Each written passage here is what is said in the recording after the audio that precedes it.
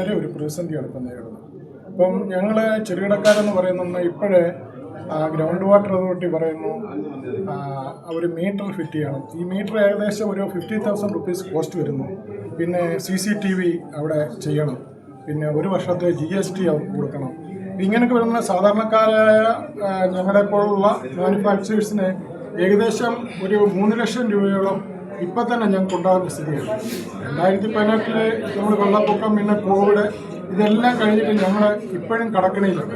പക്ഷെ ഞങ്ങൾക്ക് പ്രതിസന്ധി ഇതുവരെ മാറിയിട്ടില്ല. ഇപ്പോൾ കേരള ഗവൺമെൻറ് സൈഡിൽ നിന്നും ഞങ്ങൾക്ക് പ്രത്യേകിച്ച് ഗ്രൗണ്ട് വാട്ടറിൻ്റെ സൈഡിൽ നിന്ന് ഞങ്ങൾക്ക് ഇപ്പോൾ വന്നിരിക്കുന്ന ചെറുകിടക്കായ ഞങ്ങൾക്ക് അത് ഒന്നുകിൽ ഞങ്ങളിപ്പോഴും ഫ്ലോ മീറ്ററും എല്ലാ സംവിധാനങ്ങളും ഞങ്ങൾ ഇപ്പോഴും ചെയ്യുന്നുണ്ട്. ഫ്ലോ മീറ്റർ എന്ന് വെച്ചാൽ എടുക്കുന്ന വെള്ളത്തിൻ്റെ അളവുണ്ട്. ഓരോ മാസവും ഞങ്ങൾ ഓരോ ദിവസവും ലോഗ് ബുക്ക് വെക്കുന്നുണ്ട്. ഇതെല്ലാം മാസാമാസം ബന്ധപ്പെട്ട അധികാരികളെ അറിയിക്കുന്നുണ്ട്. പക്ഷേ ഇപ്പം പുതിയ കേന്ദ്ര ഗവൺമെൻറ് നയമാണെന്ന് പറയുന്നു. പക്ഷേ കേന്ദ്ര ഗവൺമെൻറ് നയമാണെങ്കിലും കേരള ഗവൺമെൻറ്റിലെ നമ്മളെപ്പോലുള്ള ആൾക്കാർക്ക് ഇപ്പോൾ ഇതങ്ങോട്ട് യോജിച്ചു പോകാൻ വളരെ ബുദ്ധിമുട്ടാണ്. ഞങ്ങൾ കേരള ഗവൺമെൻറ്റിനോട് ശകലം സാവകാശം ചോദിച്ചിട്ടുണ്ട്. എങ്കിൽ തന്നെയും ഞങ്ങളെപ്പോലുള്ള ചെറുകിടക്കാർക്ക് വളരെ ബുദ്ധിമുട്ടാണ് ഞങ്ങളിപ്പോൾ അനുഭവിക്കുന്നത്. അപ്പം അത് ഗവൺമെൻറ് തലത്തിലും പ്രത്യേകിച്ച് ഭൂജല വകുപ്പ്, ഗ്രൗണ്ട് വാട്ടർ അതോറിറ്റിയിൽ നിന്നും നല്ല രീതിയിൽ ഞങ്ങൾക്ക് എന്തെങ്കിലും സപ്പോർട്ട് നമ്മുടെ ചെറുകിടക്കാർക്ക് ഉണ്ടാകണം. എന്നാലേ ഞങ്ങൾക്ക് കരകയറാൻ പറ്റുള്ളൂ. പിന്നെ ഞങ്ങളിപ്പം വിവരിച്ച പോലെ തന്നെ 20 ലിറ്റർ ജാറ് ഞങ്ങൾ വിപണിയിൽ ഇറക്കാൻ ഇപ്പോഴേ എന്തുകൊണ്ട് ഈ നല്ലൊരു ദിവസമായി ഇന്ന് അതിനിറങ്ങി തിരിച്ചു എന്ന് പറഞ്ഞാൽ ഇപ്പോൾ 60 രൂപ 70 രൂപ വിലയ്ക്കാണ് വിപണിയിൽ കിട്ടുന്നത്. പക്ഷേ അത് ഞങ്ങളിൽ നിന്ന് ഡിസ്ട്രിബ്യൂട്ടർ മേടിക്കുന്നു. ഡിസ്ട്രിബ്യൂട്ടർ എങ്ങനെ കൊടുക്കുന്നു എന്ന് ഞങ്ങൾക്ക് അറിയാൻ സാധിക്കുന്നില്ല. അപ്പം ഞങ്ങൾ ഡയറക്റ്റായിട്ട് ഓരോ കമ്പനികളും ഡയറക്റ്റായിട്ട് കേരളത്തിനുടനീളം, അതായത് തിരുവനന്തപുരം തൊട്ട് കാസർഗോഡ് വരെ ഞങ്ങൾ നേരിട്ട് ഞങ്ങൾ സീൽ ചെയ്ത് ഞങ്ങളുടെ കമ്പനിയിൽ ഞങ്ങൾ സീൽ ചെയ്ത് ആ സീലിൽ ഞങ്ങളുടെ മുദ്രണം ചെയ്തിരിക്കും. കേരള ജീവജലം എന്ന മുദ്രണം ചെയ്ത് ഡയറക്റ്റ് 40 രൂപയ്ക്ക് ജനങ്ങളിൽ എത്തിക്കുക എന്നുള്ളതാണ് ഞങ്ങളുടെ ഏക ലക്ഷ്യം. അത് വൻ വിജയമാകും എന്നുള്ളൊരു പ്രതീക്ഷയിലാണ് ഞങ്ങൾ ഇതിനകത്ത് ഇറങ്ങിത്തിരിച്ചിരിക്കുന്നത്. നമ്മുടെ നിലവിലുള്ള 70 രൂപയിൽ നിന്നും 30 രൂപ കുറച്ച് ഞങ്ങൾ 40 രൂപ റേറ്റിലാണ് കൊടുക്കാൻ തീരുമാനിച്ചിരിക്കുന്നത്. ശുദ്ധമായ ജലവും എല്ലാവിധ ഫുഡ് ആൻഡ് സേഫ്റ്റിയുടെ എല്ലാ മാനദണ്ഡങ്ങളും പാലിച്ച് വളരെ വളരെ ശുദ്ധമായ ജലമാണ് ഞങ്ങൾ കൊടുക്കാൻ തീരുമാനിച്ചിരിക്കുന്നത്. സാർ, അതിൽ നിന്ന് താങ്കൾക്കുള്ള ലാഭം എന്താണ്?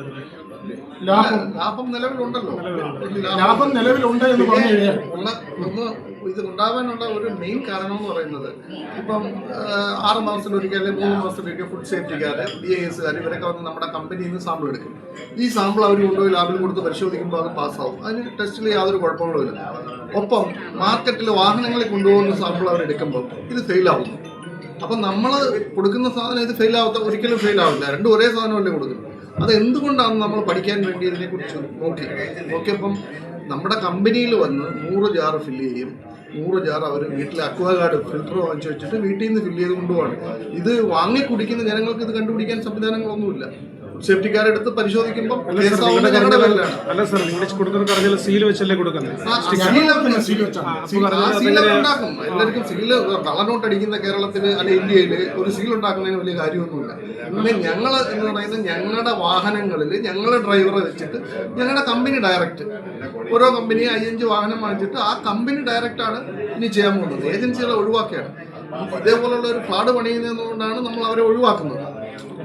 നിങ്ങളുടെ ഡയറക്റ്റാണ് നിങ്ങൾ ചെയ്യാൻ ഡയറക്റ്റാണ് കേരളം മൊത്തം ഡയറക്റ്റ് ചെയ്യുകയാണ്. ഒറ്റ ബ്രാൻഡ് സബ് എടുക്കുന്നില്ല. ഏജൻസികളെ നമ്മൾ കൊടുക്കുന്നില്ല. ചലഞ്ചിങ് വരും സാറേ. ചലഞ്ചിങ് 100% വരും. പക്ഷെ ആ ചലഞ്ചിങ് നമ്മളെ നേരിട്ട് നമ്മൾ കൊടുക്കുമ്പോൾ നമ്മുടെ വെള്ളത്തിൻ്റെ പരിശുദ്ധി, പിന്നെ ഞങ്ങളുടെ ബ്രാൻഡ് ഈ ബ്രാൻഡിൽ നിന്നാണ് ഈ ജനങ്ങൾ കുടിക്കുന്നത്. ഞങ്ങൾക്ക് 100% ഉറപ്പ് കിട്ടുമല്ലോ. പക്ഷെ ഞങ്ങളുടെ ഒരു 50 ജാർ നിറച്ചു പോയിട്ട് വീട്ടിൽ പോയി വീണ്ടും 50 ജാറിൽ നിറയ്ക്കുക. പക്ഷെ ഞങ്ങളുടെ ലേബലാണ് തന്നെ നമ്മൾ പ്രസ് ക്ലബ്ബിൽ വന്നപ്പം വൃത്തിഹീനമായ ഒരു ജാറാണ് 90% സ്ഥലങ്ങളിൽ ഇരിക്കുന്ന വളരെ മോശം. അത് കണ്ടാൽ വെള്ളം കുടിക്കാൻ തോന്നുന്നില്ല. അത് ഒഴിവാക്കിയിട്ട് പുതിയ ജാറിൽ തന്നെ ഈ ജാർ ഒരു 6 മാസം കൂടുമ്പോഴോ അല്ലെ 1 വർഷം കൂടുമ്പോൾ മാറ്റിയാൽ മതി. ഇത് 10-15 വർഷമായ ജാറുകളാണ് ഉപയോഗിക്കുന്നത്, വീണ്ടും ഉപയോഗിക്കുന്നത്. അത് പാടില്ല. 1 വർഷം കഴിയുമ്പോൾ ജാറ് മാറ്റി പുതിയ ജാറ് കൊടുക്കണം. കുടിക്കുന്ന വെള്ളമല്ലേ, അത് നല്ല രീതിയിൽ ശുദ്ധമായിട്ട് കൊടുക്കണം. ആ ജാറിന്റെ പുറത്തുള്ള വൃത്തിഹീനമായത് കണ്ട് ആരും വാങ്ങി കുടിക്കാൻ തോന്നും. നമ്മളിപ്പോൾ കുടിക്കാൻ ചെല്ലുമ്പോൾ അത് കാണുമ്പോൾ ചിലപ്പോൾ മടിക്കും. അതുണ്ടാവരുത്. അതിന് കമ്പനി ഡയറക്റ്റ് കേരളത്തിൽ മൊത്തം തൽക്കാലം ഞങ്ങൾ കേരളത്തിലാണ് ഇത് ചെയ്യുന്നത്. പിന്നെ സാറിന്റെ പുറത്തോട്ട് പേരെന്താണ്? എൻ്റെ പേര് സോമൻ പിള്ള. ഞാൻ ട്രഷററാണ്, മനോജ് കുമാറാണ്. ഞാൻ സ്മോൾ സ്കെയിൽ പാക്കേജ് ഡ്രിങ്കിങ് വാട്ടറിൻ്റെ പ്രസിഡൻ്റാണ്. മനോജ് അതിൻ്റെ ട്രഷററാണ്. ജിമ്മി ജോർജ് അതിൻ്റെ സെക്രട്ടറിയാണ്.